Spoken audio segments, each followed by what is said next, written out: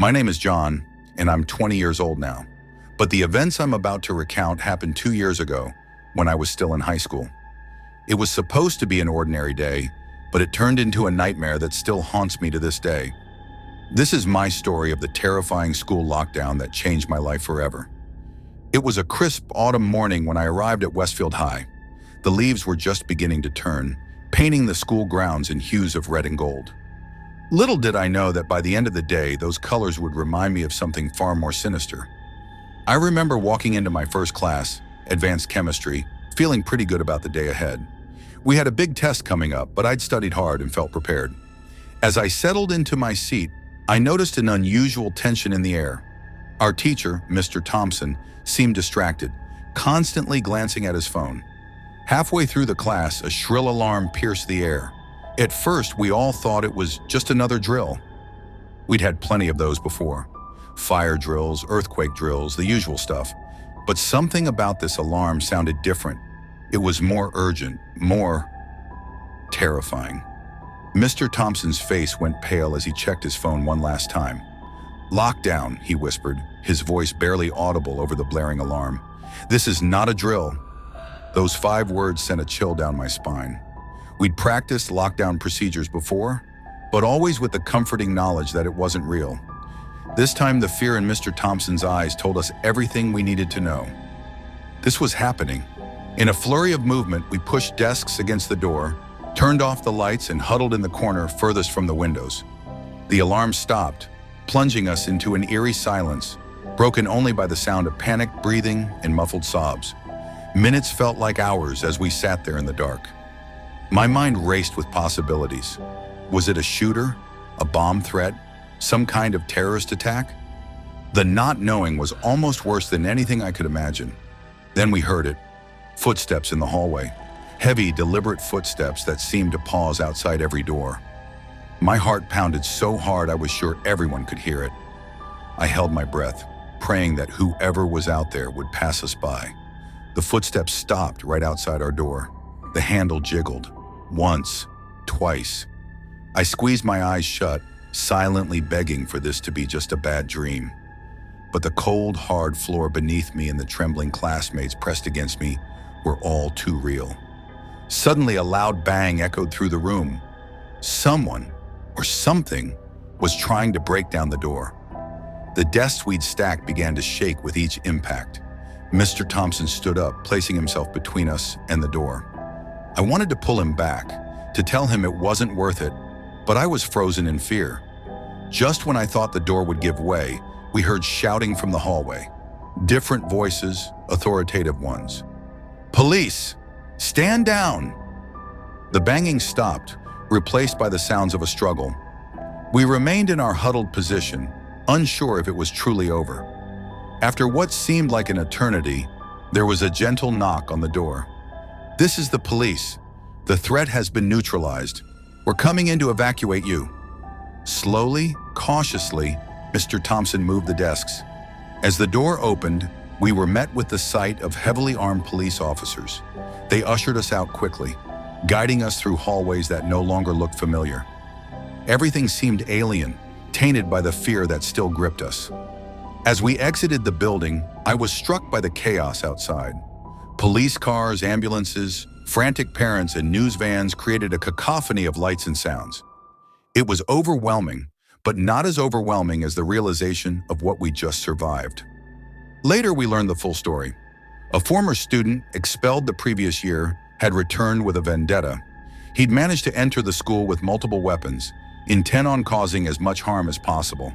Thanks to the quick action of the school staff and the rapid response of local law enforcement, he was apprehended before anyone was physically harmed. But the scars left behind were more than physical. For weeks after, I couldn't sleep without reliving those terrifying moments. The sound of footsteps in a quiet hallway would send my heart racing. Even now, 2 years later, loud noises can trigger a panic attack. The experience changed me, changed all of us. We learned the hard way that safety is never guaranteed, that terror can find you even in the places you feel most secure. But we also learned about resilience, about the strength found in community, and about the everyday heroes walking among us. I'm sharing this story not to frighten, but to remind. To remind us all to be vigilant, to be kind, to look out for one another. Because in those darkest moments, it's the human connections that light the way forward. The school lockdown might have been the most horrifying experience of my life, but it also taught me the most valuable lessons. About courage, about survival, and about the indomitable spirit of human beings faced with unimaginable fear. As I sit here, recounting this tale, I can't help but feel a mix of emotions. The fear is still there, a constant companion that I've learned to live with. But there's also gratitude for the second chance at life, for the brave individuals who risked everything to keep us safe, and for the strength I never knew I had. This story is a reminder that life can change in an instant, that ordinary days can become extraordinary in the most terrifying ways. But it's also a testament to the resilience of the human spirit, to our capacity to face our deepest fears and emerge stronger on the other side. I often think about my classmates from that day, wondering how they've coped with the trauma we all shared. Some transferred to different schools, unable to walk those halls again. Others, like me, stayed, determined not to let fear dictate our lives. We formed a bond that day, a silent understanding that connects us even now, years later. The aftermath of the lockdown brought changes to our school and community. Security measures were intensified, mental health resources were expanded, and a new awareness permeated every aspect of our lives. We became more attuned to the struggles of those around us, more willing to reach out and offer support. But the changes weren't just external. Inside, we all carried the weight of that day.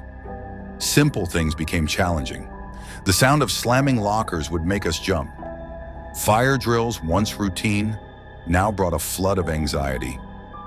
Even watching movies or TV shows with school violence became impossible for many of us. For me, the healing process was slow and nonlinear. There were good days and bad days, days when I felt almost normal, and days when the memories would hit me like a tidal wave, leaving me gasping for air. I started seeing a therapist, learning techniques to manage my anxiety and PTSD.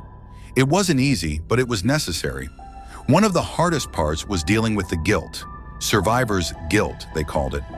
Even though no one had died that day, we all felt the weight of what if? What if the police hadn't arrived when they did? What if the shooter had chosen our classroom? The hypotheticals were endless and exhausting. As time passed, I found ways to channel my experience into something positive. I became involved in advocacy work, speaking at schools about the importance of mental health awareness and bullying prevention. It was terrifying at first, reliving the experience each time I shared my story, but seeing the impact it had, the way it opened eyes and hearts, made it worth it. I also found solace in unexpected places. Art became a powerful outlet for me. I started painting, pouring my emotions onto canvas in swirls of dark and light.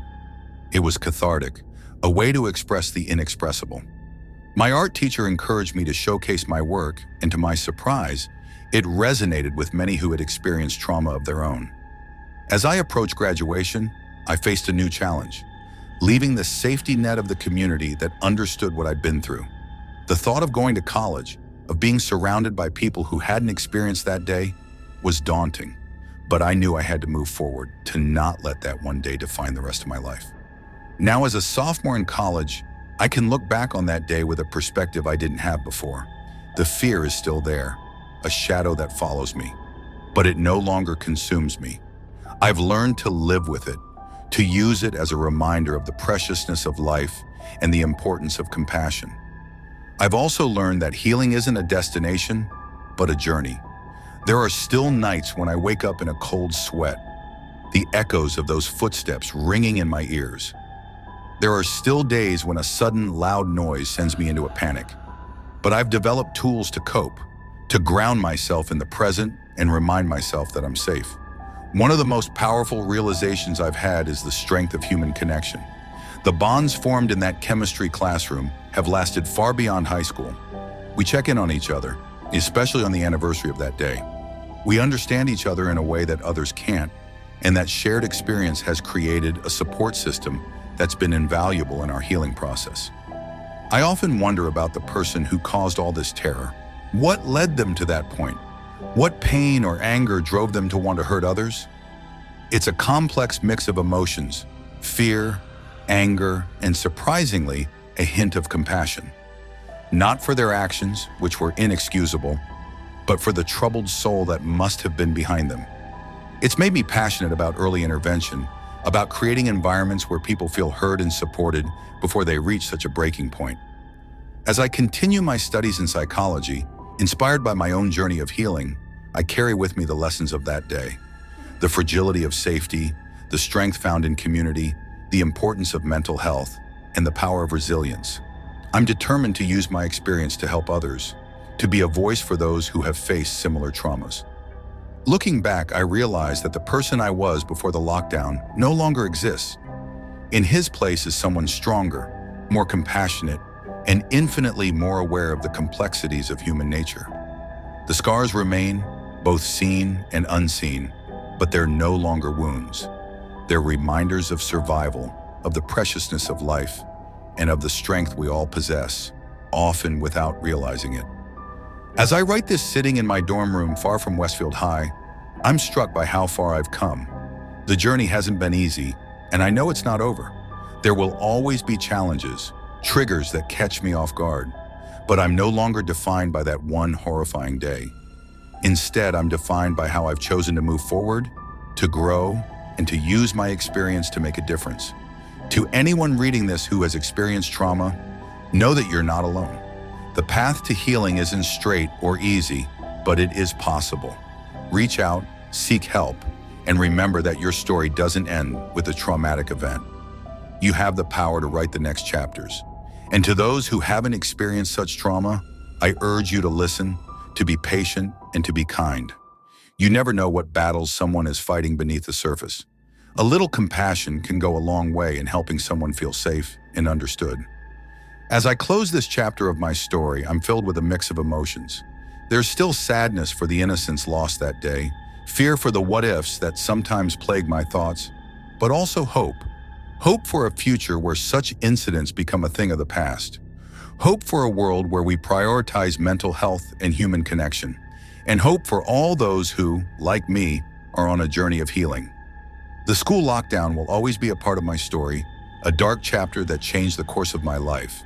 But it's not the end of my story. It's a beginning of growth, of understanding, and of a lifelong commitment to making the world a little bit safer, a little bit kinder for everyone. As I look out my dorm room window at the bustling campus life, I'm reminded that every day is a gift, an opportunity to make a difference. The echoes of that terrifying day may never fully fade, but they've been joined by new sounds of laughter, of learning, of life continuing on. And in that continuation, in that resilience, I find my greatest strength and my deepest hope for the future.